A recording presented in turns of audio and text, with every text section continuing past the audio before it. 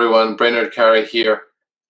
Today I want to talk a little bit about books. I think I'm going to do more on different books for artists, but essentially there's a lot of great books artists can read that not only will be interesting for their enjoyment of reading, but also for their careers, because you can talk about your work in the context of other histories or novels or a variety of things. So I interview a lot of people, of course, and when I interview people on my radio program at Yale University, I always ask them, what are they reading now? And I get lots of fascinating responses. There's a huge reading list there, which I'll link to in here as well.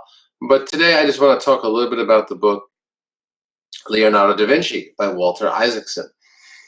It's a recent book and a great book about Da Vinci and his life and work. And as an artist, you'll appreciate it. And there's a number of interesting things that happen in that book that are sort of fascinating, that relate to even artists' lives today. And among those things are how he's trying to earn a living. How he's trying to pitch himself to people who have money so that he can continue to earn an income. He wasn't earning enough income off of his paintings early on, or really ever. He was pitching a lot of other projects to places that he thought would want to employ his services.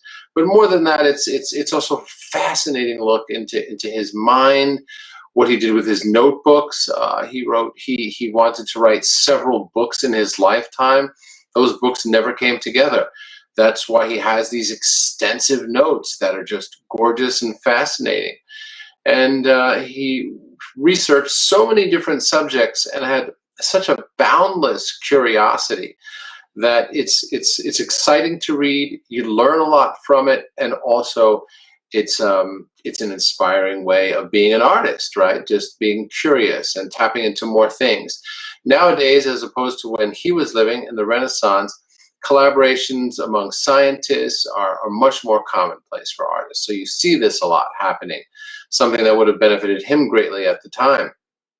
And now we can do that more. There are residencies and all kinds of things built for that.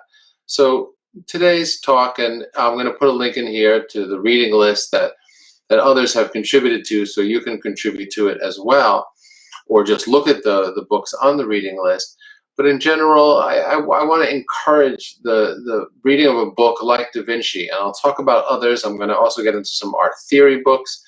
But the reason I think it's important is not just for a good read and the history and the excitement of enjoying a book like that and knowing so much more about not just one artist, but the artists of the time, but also it gives you the ability to put your work in a context. So when you're thinking about making work and you're thinking about writing about the work, whether it's your artist statement or something that goes along with the show, whether you're reading a novel or a book of theory or a book about an artist, you can then put your work in that context, and it allows people to relate to it, as opposed to just saying, this is what my work is about, or this is what my work is doing.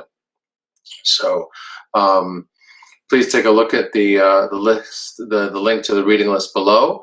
There's also a link to becoming a member of Praxis Center membership, where I have a class just on theory and books for artists to read. But for now, if you'd like to either join, or you can just look at the link of books that people are reading and add to that link if you'd like to. I'd love to hear what you're reading as well. So until then, I wish you all a great time in your studio, wherever you are and wherever you are listening to this. Have a great day.